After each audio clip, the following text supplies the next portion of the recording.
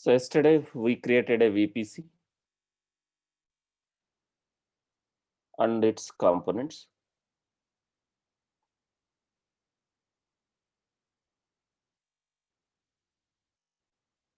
In VPC, we have these components we created yesterday.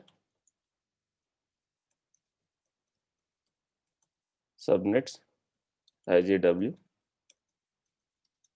route table. These are the components which we created.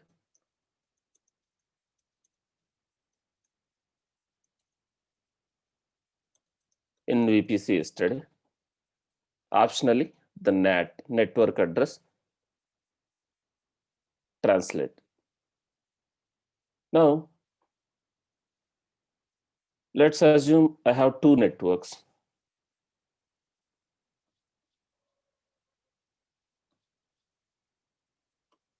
I have AWS VPC.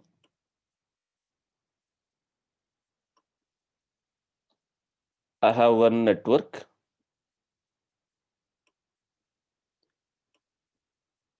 And I have one more network.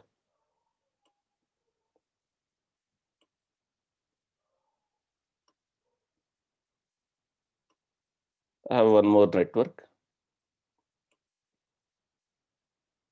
I have a resources, AWS resources, like, EC2.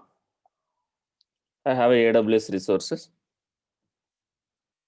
in this network. This is one network.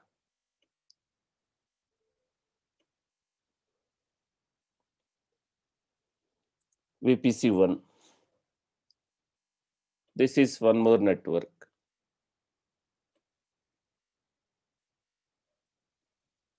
VPC2. This is one more network. VPC2. I have a servers.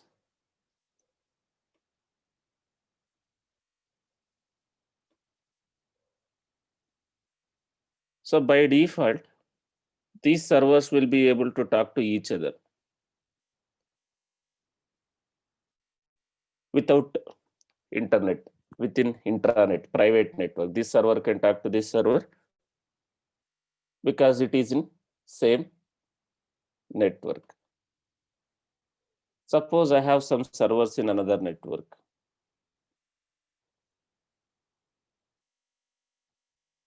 These servers also will be talk to each other because they are located in same network, same VPC. Now, let's assume this is dev VPC, dev environment. Let's assume this is QA VPC, QA environment. These servers are QA servers which are in different network. These are in dev servers which are in different network. So now, let's assume I have a management VPC. I have management VPC. Like, let me take one scenario. Like, I have a management VPC.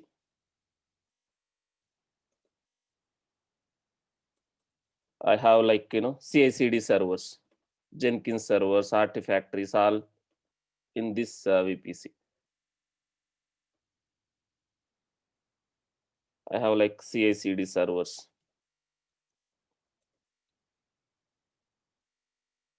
And I have Artifactory, Nexus, or Sonar Cube, this Nexus, something like this. Now this is in different VPC. Now, will this server able to talk to these servers by default on a private network? I don't want to access this via public network because this server might not have a internet. This server might not have a public IP. So will I able to access this one with this with private network by default? Will I able to access? Will I able to connect to this server?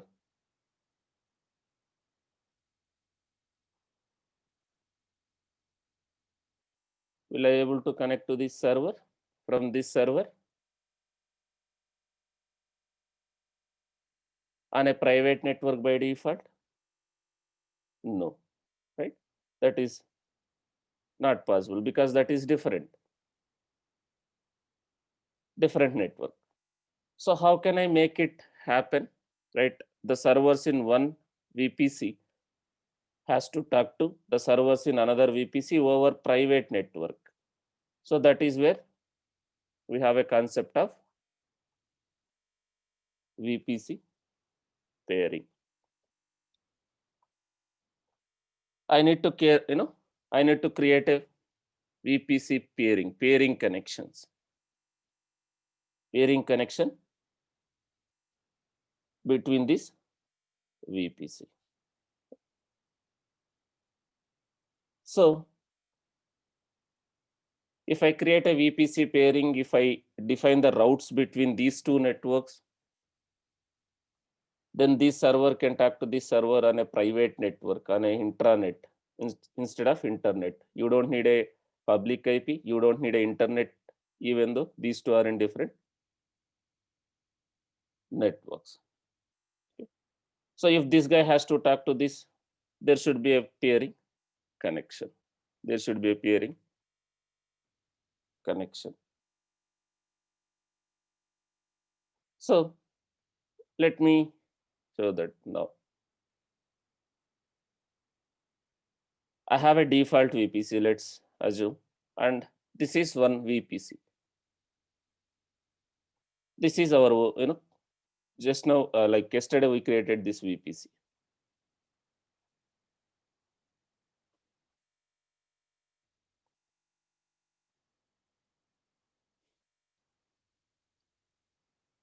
Now this server is in default VPC. This server is in default VPC. You can see this is the VPC ID. Right? And this server is in another VPC. Now let me try to ping this server from this server, which is in different network. Let me connect to this server. This is in default VPC.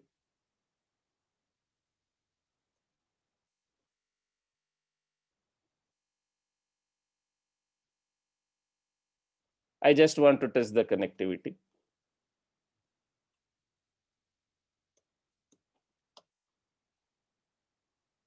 Now I am in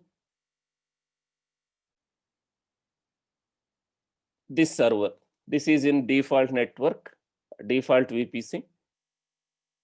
Now I'll try to ping this guy. This is in a different VPC. I want to test the connectivity, right? Is it working? Is it able to communicate with that guy?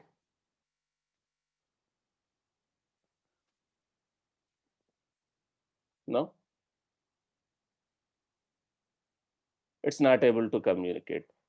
So let's open the port also, maybe like, go to the security group, this server security group.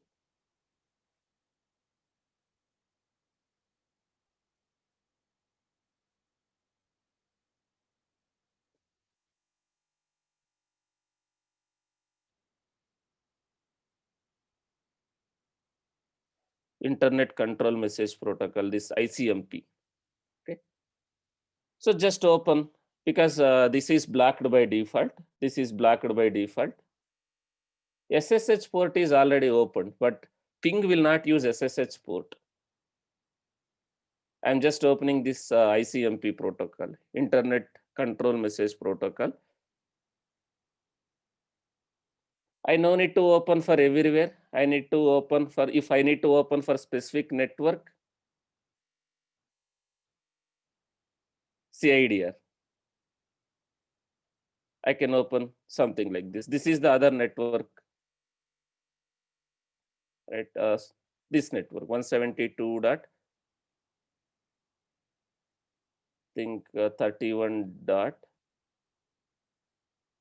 This is the CIDR of the other network. So I can open only for this range, right? Classless interdomain routing.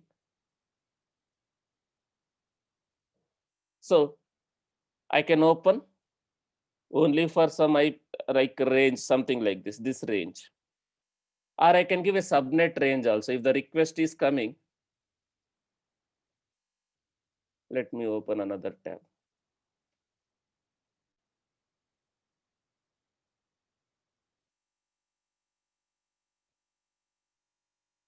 Now, I'm trying to give this VPC range. If the request is coming from that network, any IP within that network,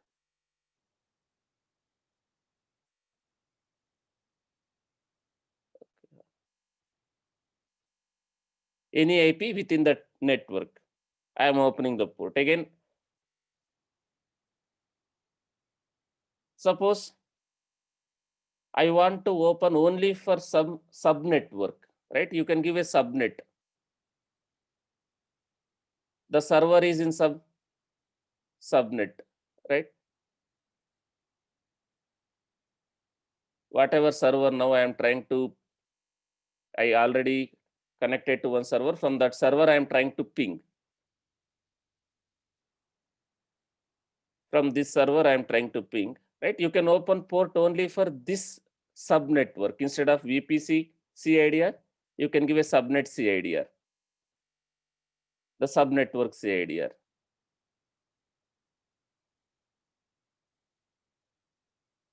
This is the subnet CIDR. So that if the request is coming from that subnetwork, then only it will allow. If the request is coming from this subnetwork, this range, the servers which are in this subnetwork, then only it will allow. For now, I have given a complete VPC CIDR.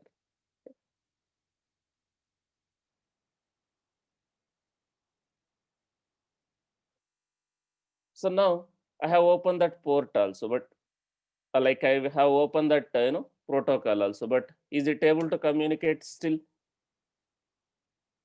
Do you see, is it working? No. So now we need to create a VPC peering connections between these two VPCs. So let's assume this is Flipkart VPC. This is default VPC. From here, I am trying to access this. From this server, I am trying to access this server on a private network. So there is no peering connection. It is not allowing. So now I need to create a VPC peering. There will be a requester. There will be an approver. There will be a requester and there will be an approver.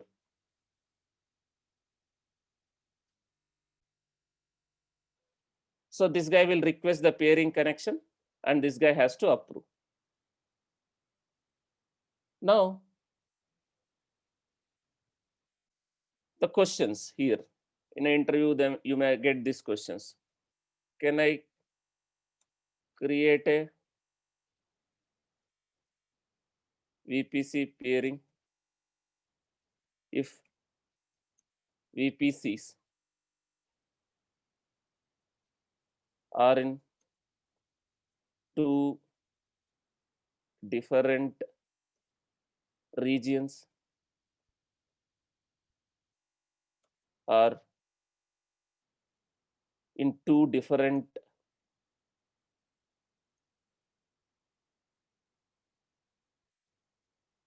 accounts? So can I create a VPC peering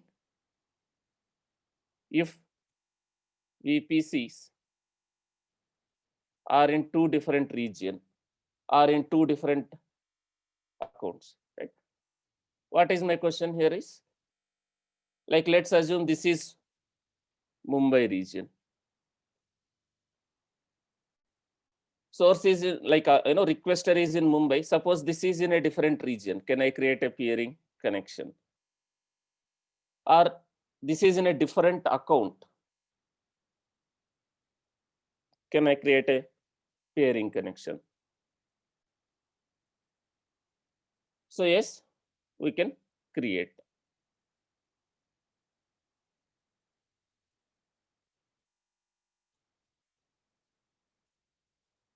We can create.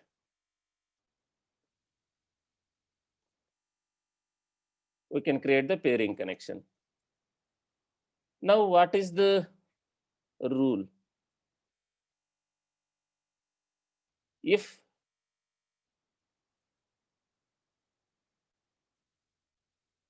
VPC CIDRs are overlapping,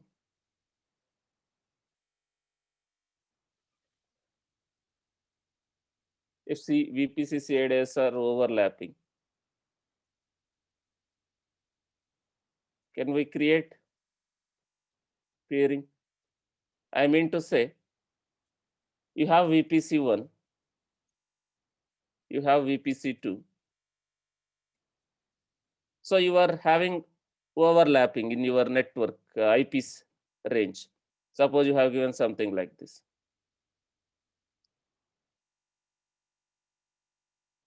24 or whatever it is. Suppose you have something like this. Can I have a two VPCs with same CIDR, guys? Is it possible? Can you have a two different networks with same private range? Now, can I have two VPCs with same CIDR? Yes, it's possible because it's a private network, right? It's a private network. Private IPs in your private network, right? You have a control on your IPs. You can have a two networks with same private IP range. It won't be a problem. But when you are trying to create a peering, will it allow? Because it's a private IP, guys. You can have n number of private IPs, n number of private networks with same range. But if the CIDRs are overlapping, can we create a peering? Right? It will get confused where to route the traffic because the IP range, IPs are same. If you try to create a peering connection, it will not work. Okay. So you can have, it will allow me to create, right? We can have n number of VPCs with same CIDR, but will it allow me to create a peering if the CIDRs are overlapping between the networks? We cannot define the routing, right? If required, I can create one more VPC with same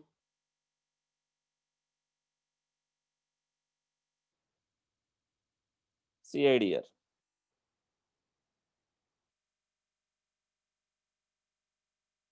I can create a subnets for this CIDR.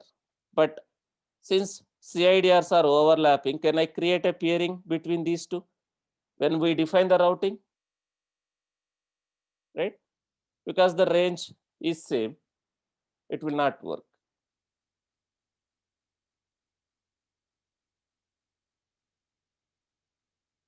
So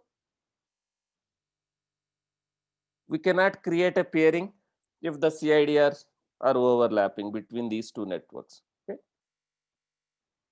This is one point which you have to remember. And also one more thing. Suppose I have a pairing connection between this and this. I have created a pairing connection between this and this VPC. And this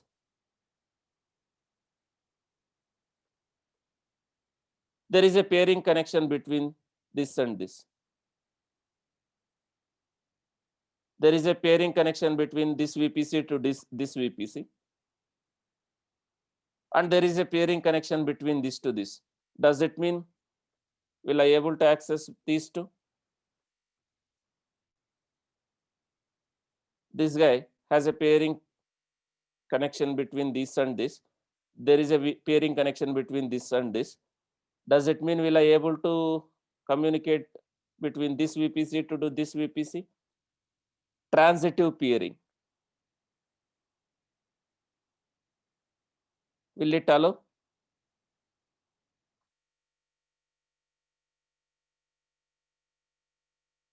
Will it allow the transitive, like, connection? This VPC has peering connection with this. This VPC has peering connection with this. Does it mean we able to access these two? No, right? We cannot access because this should have a pairing with this, then only it can allow. So now let me create a pairing. Let me delete this VPC which I just created.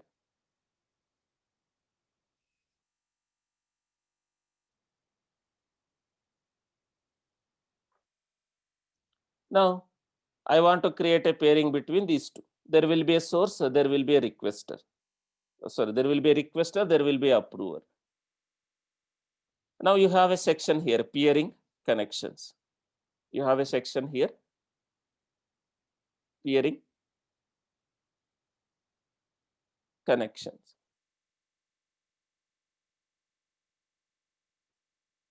So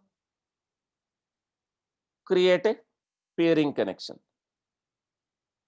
So if you see, there will be a requester, there will be an acceptor. There will be a requester, there will be an acceptor. So the acceptor can be in same account, same region. The acceptor can be a same account, same region. The acceptor can be in another account, same region, or in another account, different region.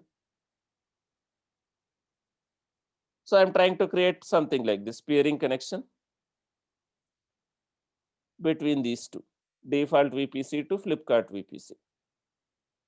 The requester is the default, this guy. Whatever, whoever is requester, right, whatever it is. This is the requester. And the acceptor is in my account in same region. So this is the acceptor now. I created a peering connection. I created a peering connection.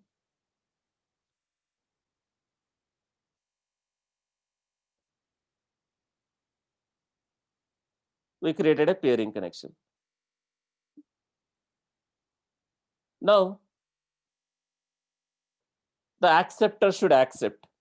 The acceptor should accept.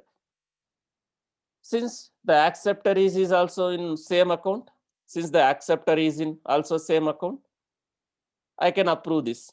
I can accept this request. Suppose if the acceptor is in different account, it will show in their peering connections. They have to accept. So since the acceptor is also same in same account, I can accept this request. I have accepted. Now, does it mean will it able to communicate? What needs to be done? Now we have a VPC pairing between those two networks. What is required now? We need to define the routing. We need to define the routing. We need to update the route tables because this guy is trying to access this guy and there is no route for this IPs, for this network. So we need to update the route table. Update the route table in both the route tables. So let's go to route table. Now I am trying to From this is the route table. This is the route table of default VPC. This is the route table of default VPC. From this network, I'm trying to access another network. So here I need to define the routes. Here I need to define the routes. Go to the route. Now what is the destination? Here I need to provide the CIDR of this network. The CIDR of this network. In this VPC route table, I am defining a route. If destination is this, what should be the target?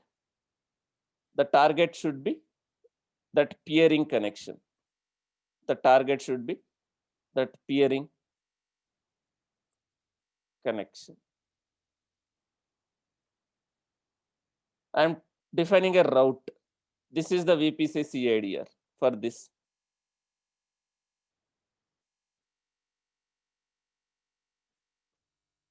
The server which I am trying to access is this. The server which I am trying to access is this.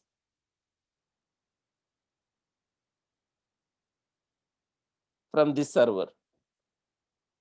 So in this VPC route table, we need to define the route.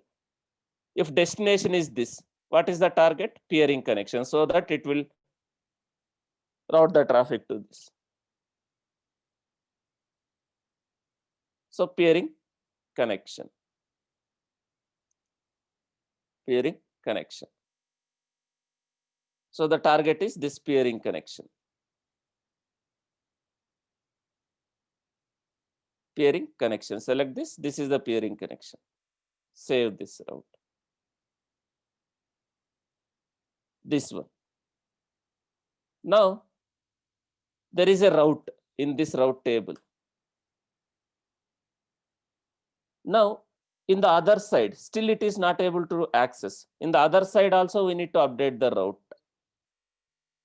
So what is the meaning of other side? Like the route table of this VPC. The route table. This VPC will have a route table, right? In this, you need to define a route for this network range. For this network range or subnet range. 172.31.0.0/16. In this VPC route table, you need to again define the route peering connection.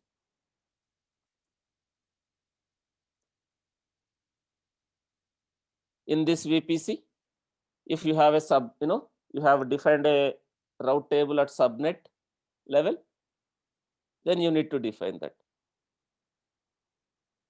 So this server, the server which I am trying to access from here, it is in a private subnet in this VPC. It is in a private subnet in this VPC. There is a route table for that. There is a route table for that here. There is a route table for that, which is associated with that subnet. Here, I am defining a routing. Other way around. So this is the CIDR of this guy. So in this VPC, in this subnet route table, we are defining again routes. Peering connection.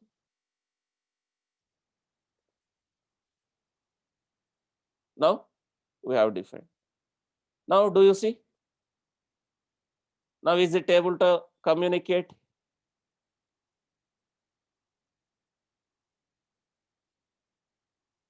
Now do you see a connectivity between these two networks via private network?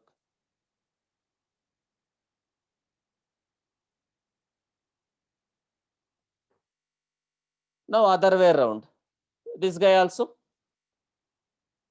other way around, this guy also will be able to access other way around.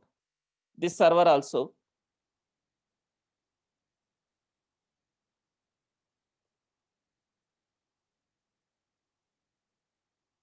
if I go to this server, if I go to this private server and I can access this one. How can I go to private server? Let me go to public server first.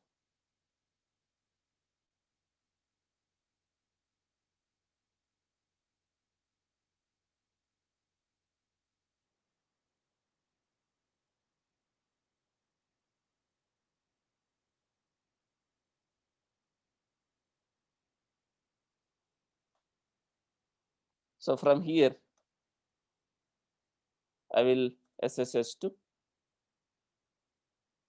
private server.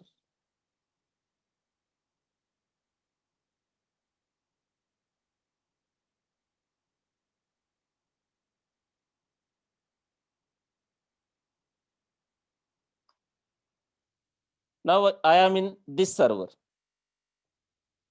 I am in this server. And this server doesn't have internet, right? It is a private server. This server can talk to this server, which are in a different network, because we have a VPC peering and we have defined the routes. So let me take the private IP of this server, this server. From this server, now I am trying to ping, vice versa, reverse.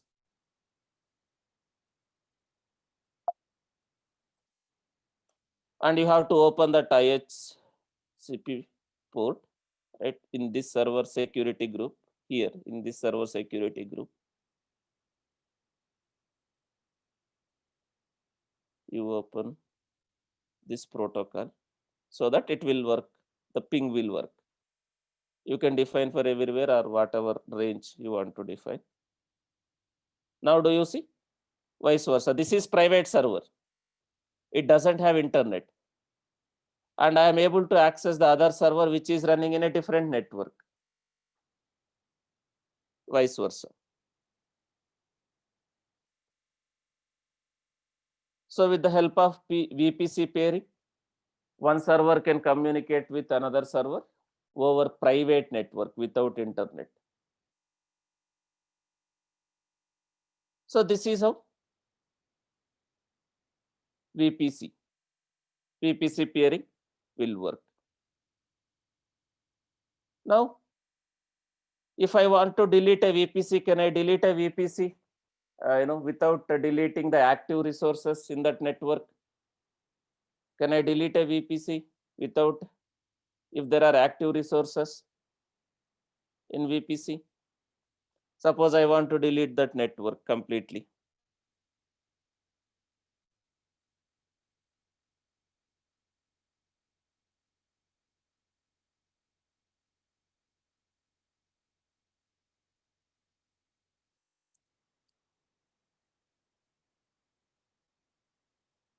So I want to delete this VPC, right? Will it allow, right? Because it has lot of servers, right? Peering connections, NAT gateways. So you need to delete all those things, then it will work.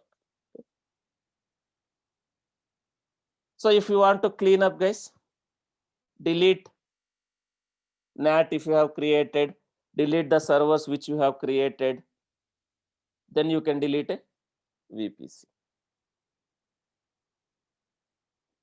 So this is about VPC and VPC pairing. It's all about network. Why we need to have a networks?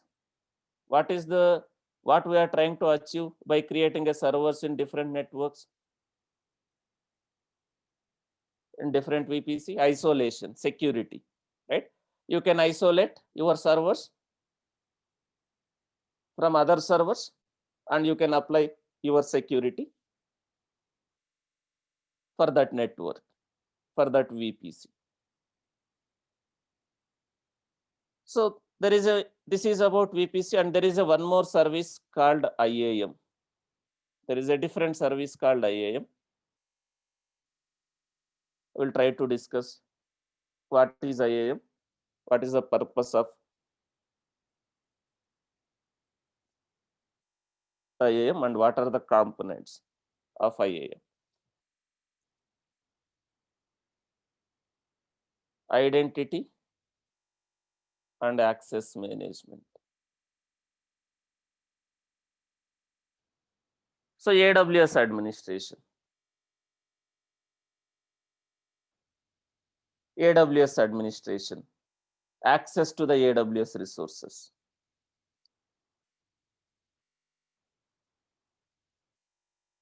Access to the AWS resources. What are AWS resources? What I can call AWS resources? Can I call EC2, VPC, ELB, S3, ECR, EKS?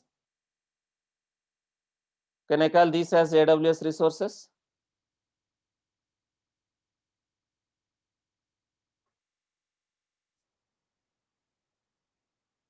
Can I call these as AWS resources? Yes, these are the AWS resources.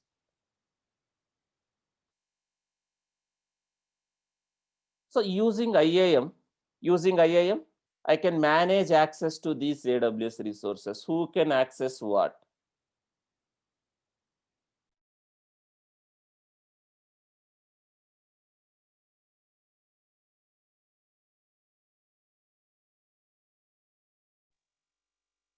So now,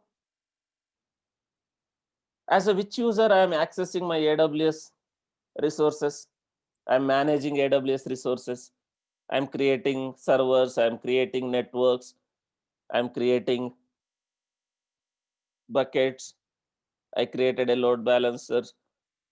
As a which user I have accessed, I'm managing my AWS resources as of now. Which user we are using? The root account, the root user.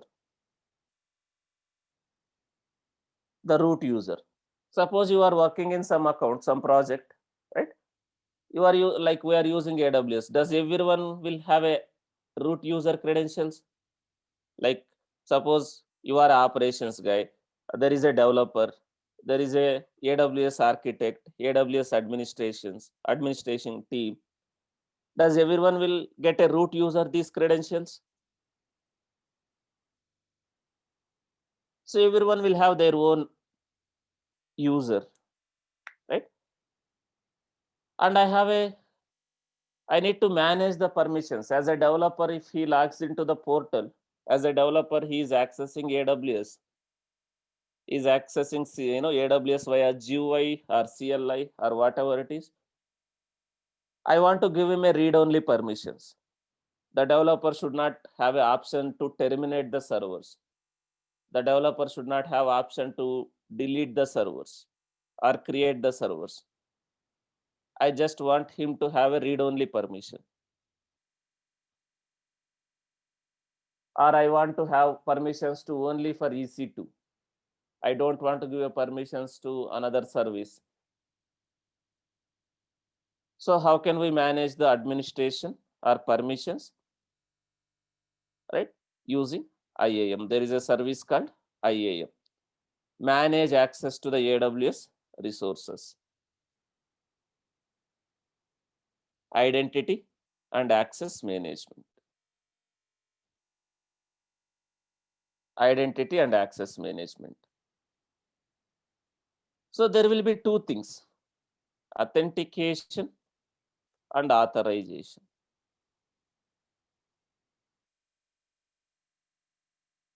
Authentication, identity.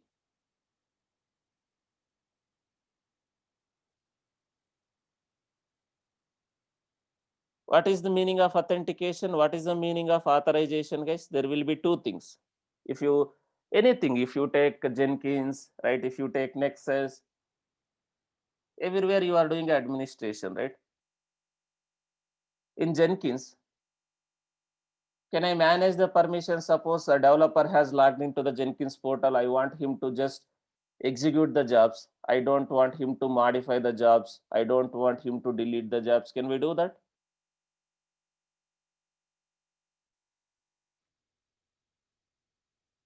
So what we are using? That authentication and authorization concept. Authentication and authorization. What do we check in authentication?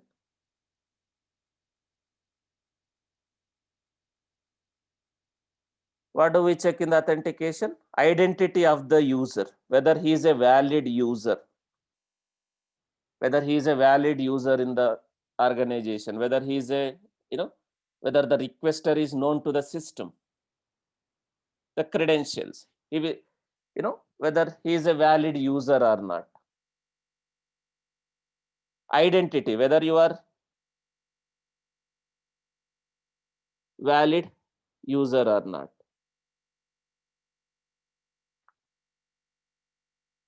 Suppose like, you joined one organization, you joined one company, right? When you joined one company, one organization, right? You are a valid employee to that organization. When you try to enter into that organization, you will swipe your ID, just it will let you in. Does it mean you can perform all the activities within that organization? Does it mean you can perform all the activities within that organization? No, right? What type of permissions you have? Authorization. So IAM, identity and access management, right? So for authentication purpose, right? AWS can be integrated with LDAP. AWS can be integrated with LDAP for authentication, your organization LDAP. Some identity providers, OpenID Connect, for authentication. Authorization is all about permissions. What you can do.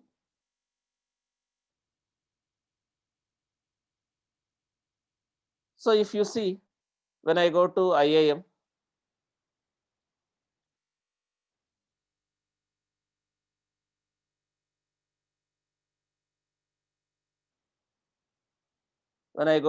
you can see these sections.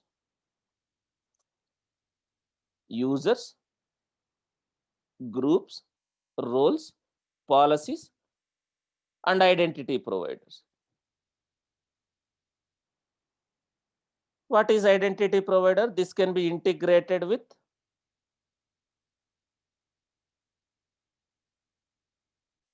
a different identity provider like LDAP, OpenID Connect, right?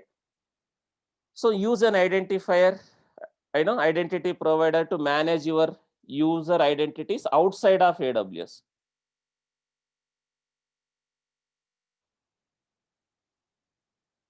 You can integrate with organization LDAP. Outside of AWS, you are managing the users. You can integrate with identity provider here. So authentication will happen with this identity provider. Or you can create a users within AWS. You can create a users within AWS, IAM users.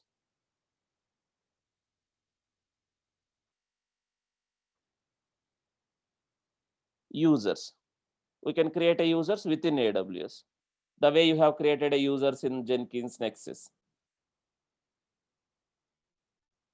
For identification. Then group, roles, policies.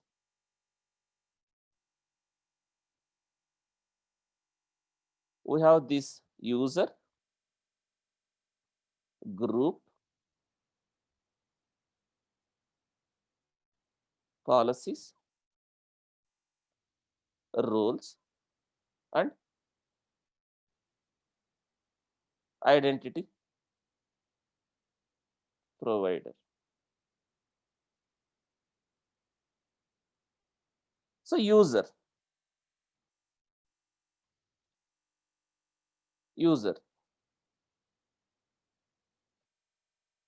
we can create a in AWS which can be used to access AWS resources. User.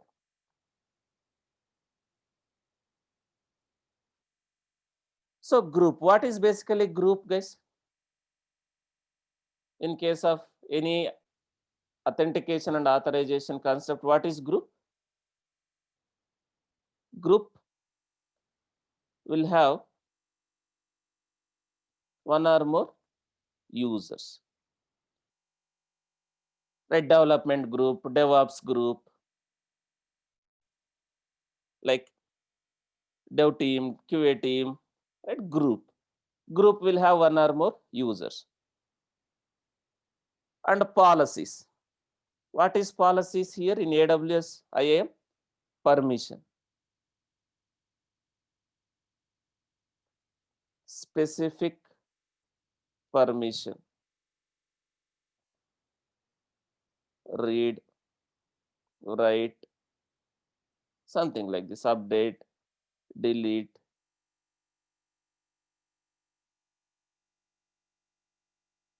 CRUD operations. Create, update, delete.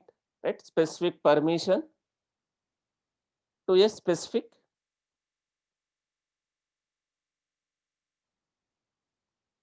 AWS resource like EC2, VPC, S3. Policy. Policy is nothing but a permission. Specific permission to a specific AWS resource. Now, how can I give permissions to the user, right? There are some options.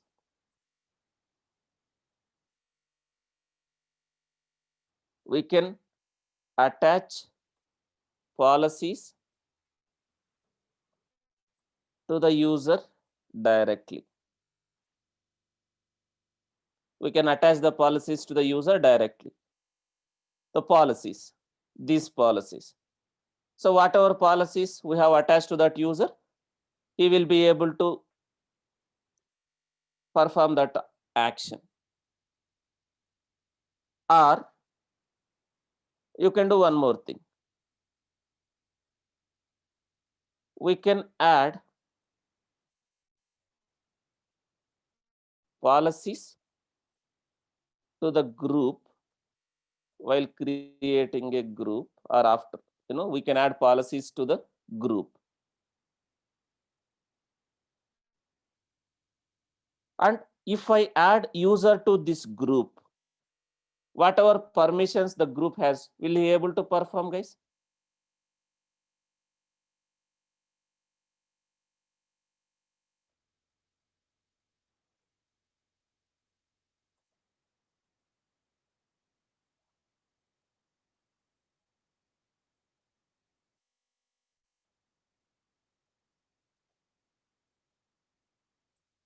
User can perform.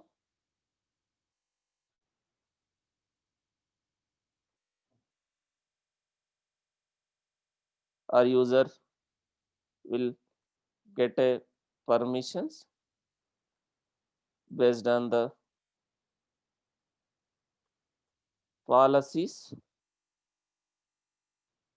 of the group which he belongs to.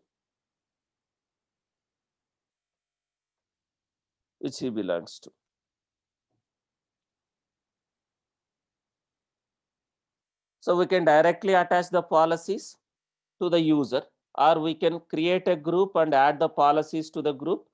And if the user belongs to that group, he will get the required permissions. So this is for user. Who is the user here? IAM users, are they end users? IAM users are the end users who are going to access the application. IAM users are the end users who are going to access the application? No. IAM users are basically AWS users. Who are the AWS users? Developers, operations team, DevOps guys, or AWS administrators, architects,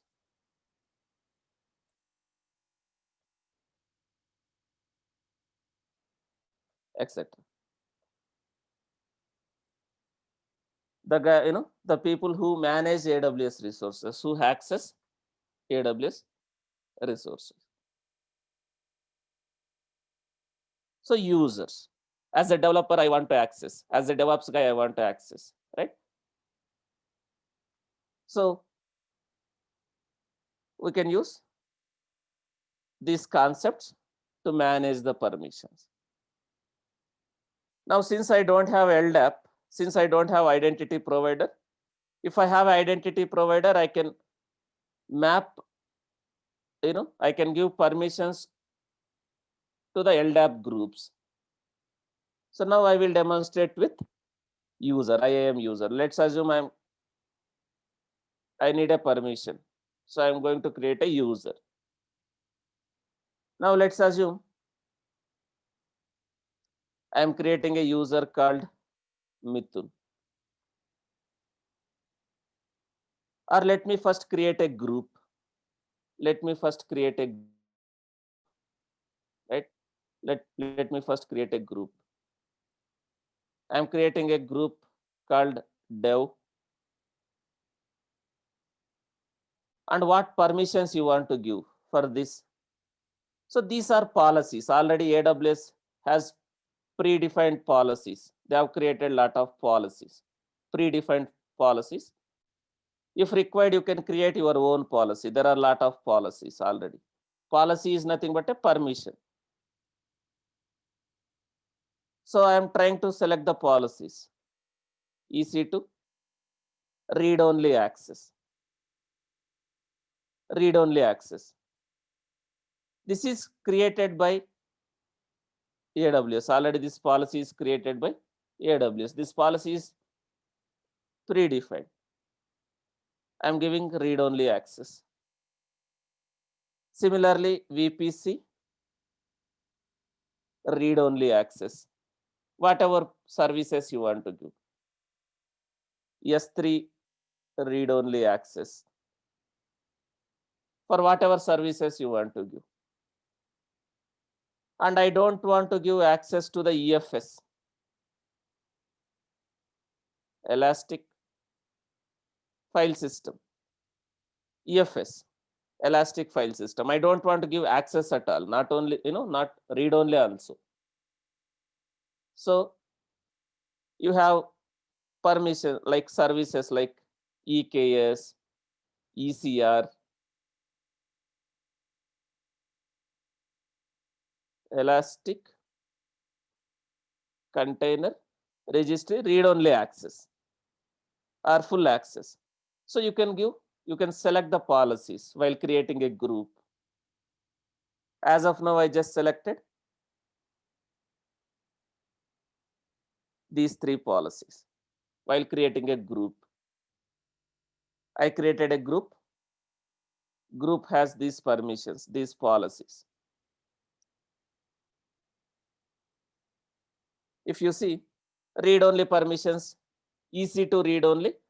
Internally, this policy has read-only permissions for ELB, auto scaling, EC2, and CloudWatch. EC2 read-only permissions. So this policy is created by AWS. So read-only permissions. Just to describe read-only permissions. So I created a group. I created a group with these policies. If required, you can attach, you can delete, you can attach the policies. I created a group. Similarly, let me create one more group.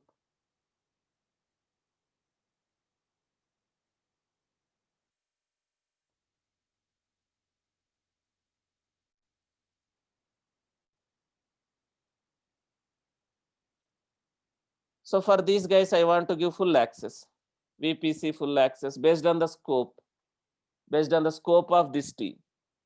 Suppose there is a separate team who manages AWS, the AWS administrators, AWS architects. You will not also get full access. So for now, I am giving VPC full access, IAM full access, or whatever it is. S3 full access.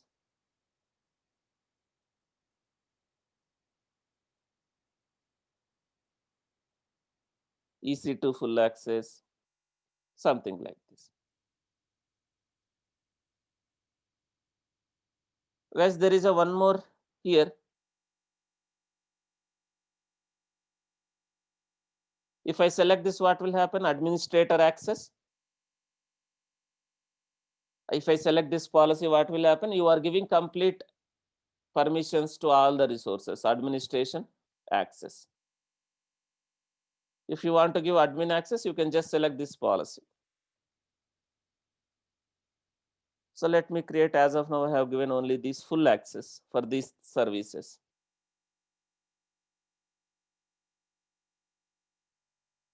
If I want to attach some additional policy, let me attach EFS also, Elastic File System, full access. Now I have a groups.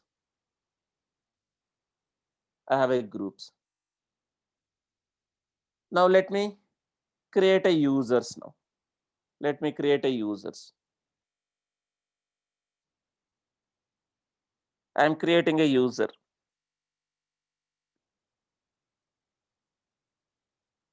I am user, Mithun. Now there will be two types of access here, programmatic access and console access.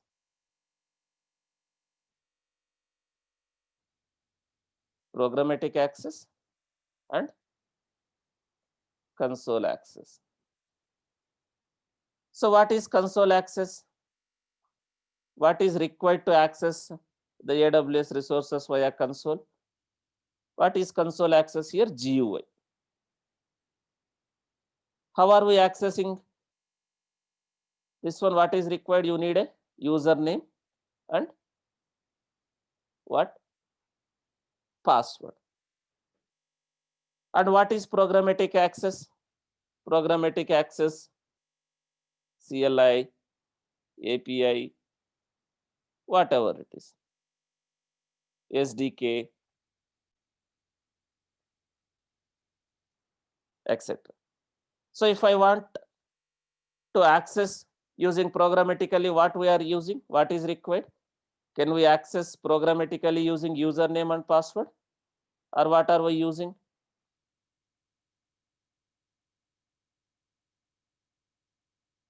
Access key,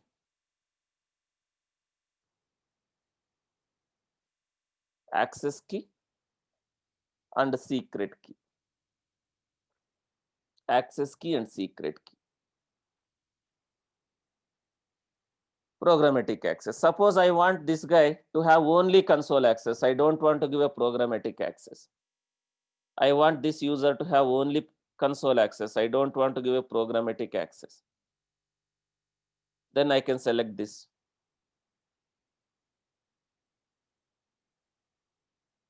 Or I want this guy to have only programmatic access, no console access. Then I can select this, right? If requires both, select both. So let me set the initial password for this user.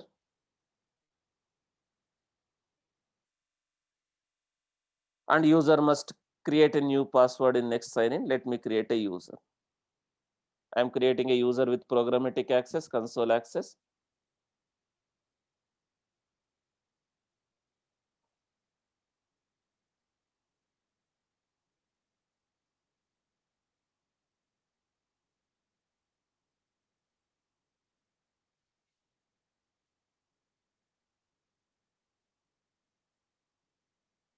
So next, permissions. Now, as I told, what can I do? I can give a permissions to the users by adding that user to the group, or I can attach policies directly. I can attach policies directly to the user. Something like this. I can attach whatever policies I want to attach to this user. Or I can add the user to the group. Right? Let me add this Mithun user to the DevOps group. While creating a user, I have added create a user. Now let me use this. Let me download this access key and secret key, which we will use. We can use this access key and secret key to manage AWS resources programmatically. The access key and secret key. Let's download and keep it. Right? We can access, we can manage AWS resources programmatically with this access key and secret key. Now this is the link to access the portal. Now I have created one user. Similarly, let me create one more user.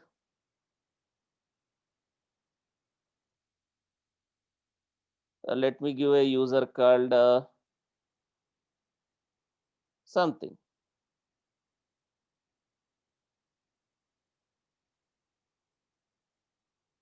And I want this guy to also have a programmatic access and console access.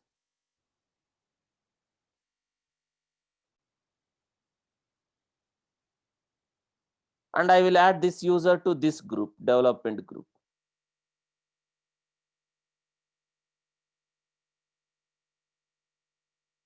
And let me keep this guy access key and secret key also, which I can use to configure programmatic access.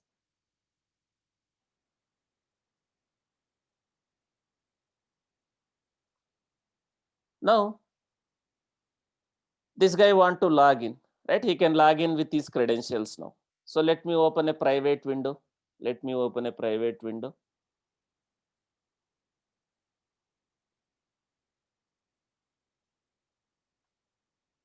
Another window. Now, as a Mithun, I am trying to log in to my AWS. Do I have a root credentials as a Mithun, as a DevOps engineer? I don't have a root access. I don't have a root credentials. So how can I log in? IAM user. IAM user. What it is expecting here, guys? It is expecting the account ID. Account ID, your AWS account ID. So you can provide your account ID, or you can access this something like this. What is this in the URL? What is this? If I directly access something like this, account ID will be pre-populated. I no need to manually provide. What is this? This is your account ID.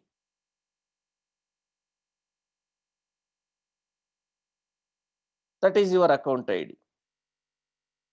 So if you see, this is the account ID, AWS account ID. This one. So if I access something like this in the URL, I no need to provide account ID. So account ID will be pre-populated. Let me enter.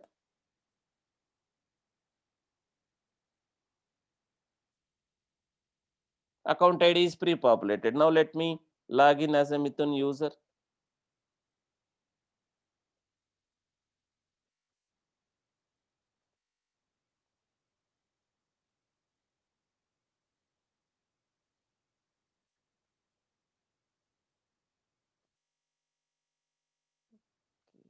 I don't remember the password.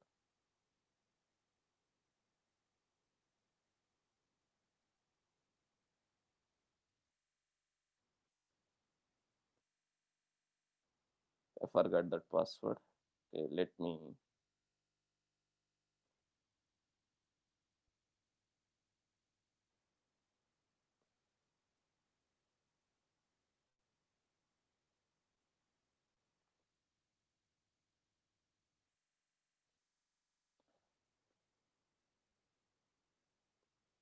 I don't remember that password correctly.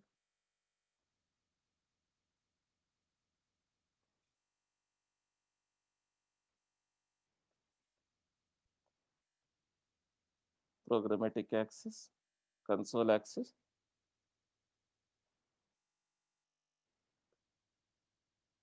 So this is my password. Let me add this guy to DevOps.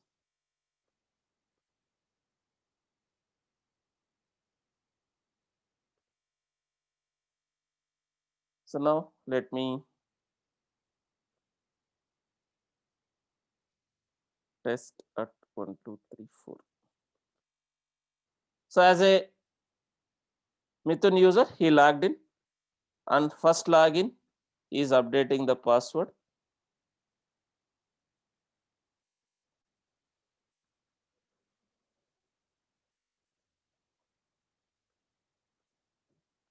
Now he belongs to DevOps group. He belongs to DevOps group.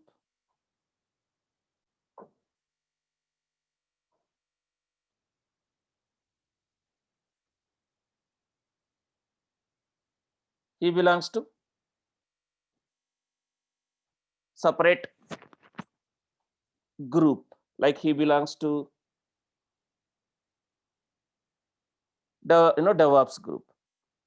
Now here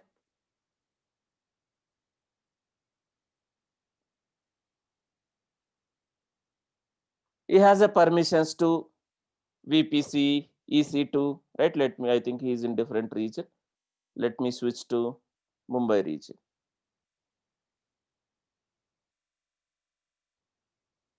So he has EC2 full access.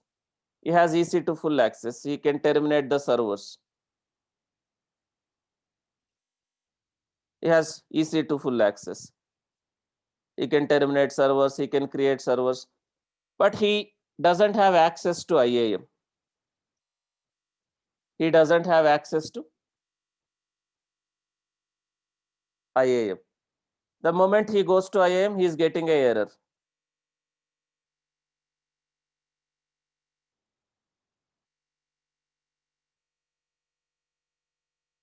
Because he doesn't have access to IAM, he is getting error like unauthorized. This user is not authorized to perform this action.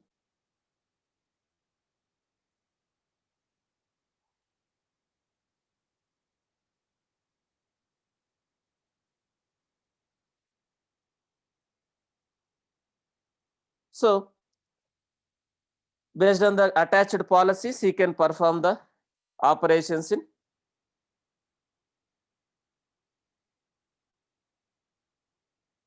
this AWS resources.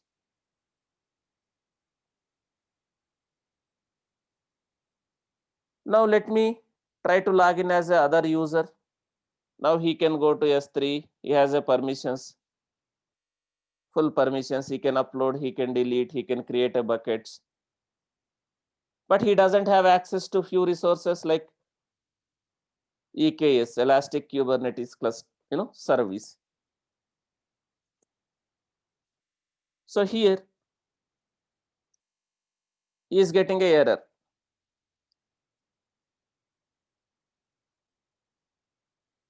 He is getting a error because of permissions. Now, if the other guy logins, right? He can only execute read-only permissions based on his permissions, based on his policies.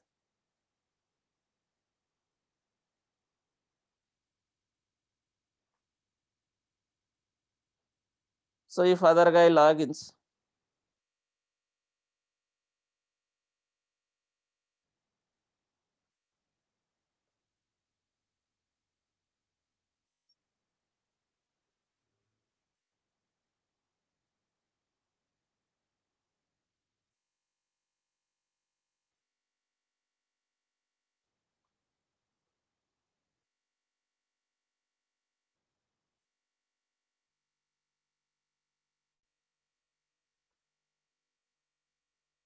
so he has only read-only permissions, right? He cannot stop the server, he cannot terminate the server. You are not authorized to perform this operation, only read-only access. So this is using GUI. This is using GUI. Same thing when he try to access AWS resources using CLI, that we will discuss tomorrow, how to install CLI, how to configure AWS CLI.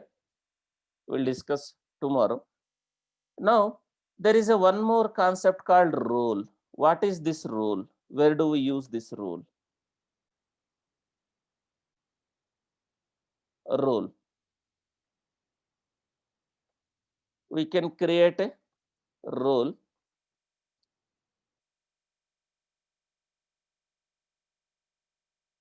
and by attaching policies. We can attach a policies to the role also. Permissions. We can create a role and we can attach the policies, permissions.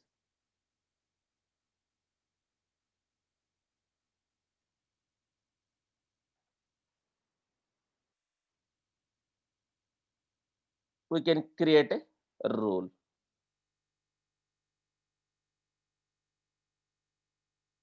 And where do we use this role, guys? Now, are we going to use this role with the user?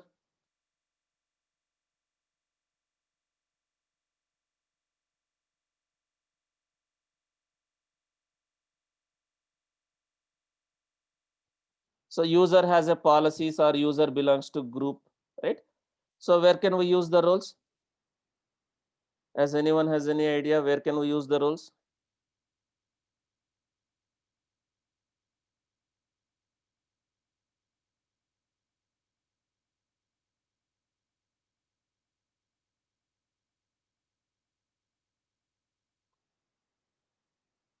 So suppose the role, this AWS IAM role, this AWS IAM role is not like the normal role. Suppose if I want to give permissions to AWS resource, I want to give permissions, AWS permissions to the AWS resource. I want to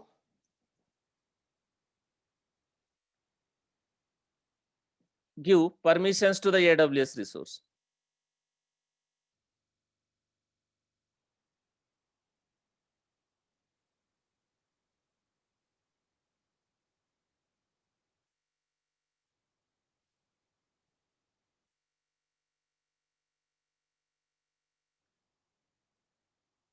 Suppose I have a scenario. I have a server. I have a server. That server requires permissions to S3 bucket. And I have a server. That server requires permissions to ECR, Elastic Container Registry, to download the images, Docker images. Or I have a server which require access to some other AWS resource. I want AWS server requires some permissions to manage the AWS resource. How can I give the permissions to the AWS resources? Can I configure with my credentials in the AWS servers? Is the right way of doing? I want to give permissions to the AWS resources itself. I have a server. That server need access to the S3 bucket. I have a server. That server need access to the ECR, something like that. So how can I give the permissions to the AWS resources? Using roles. Using role.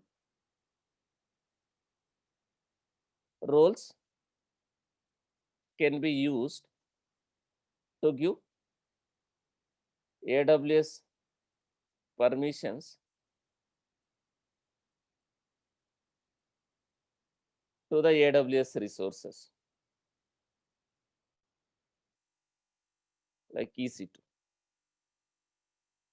I can give a permissions, AWS permissions to EC2 by attaching the role, right? I can create a role I can create a role, something like this. Let me go to IAM. Here I don't have a permissions to IAM as this user. So let me go here as administrator. As administrator. Now, role, right? I can create a role. I can create a role.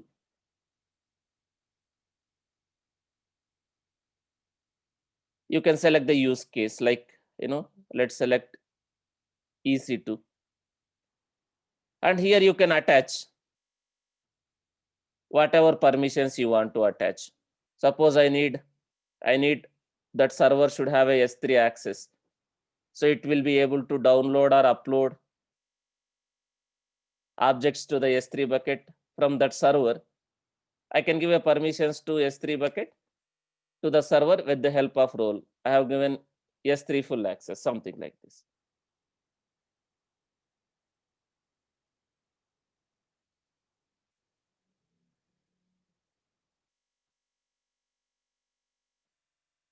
Something like this, just role. Now that role I can use with my server. I can attach to my server.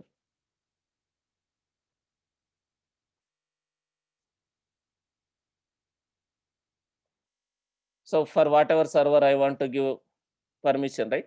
I can select that server, something like this. I can select that server.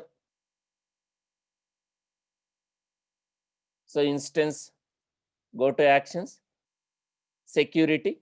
Here you can attach the role by this option. You can attach that role, modify IAM role. So you can attach that role, something like this role. So that server will have access to S3. It can read, it can upload the files to S3. It can download the files from S3 because I have given a S3 full access. I have created a role and I have attached that role to this server. So this server now has a permissions to manage something in S3. So roles will be used to give a permissions to the AWS resources. Okay. So tomorrow we'll continue how to configure AWS CLI, right? Just we will execute some basic commands with the help of AWS CLI. And again, we will use same whatever access key and secret key we have got for these users to configure AWS CLI. So programmatically, how can we manage AWS resources? So tomorrow we'll continue for some time. So someone is asking, we have a separate resources in different projects. So we have a resource group concept in AWS also. You can add all of your resources into one group so that it will list all the resources, whatever you have added in that group. Same resource group concept also there. Yeah.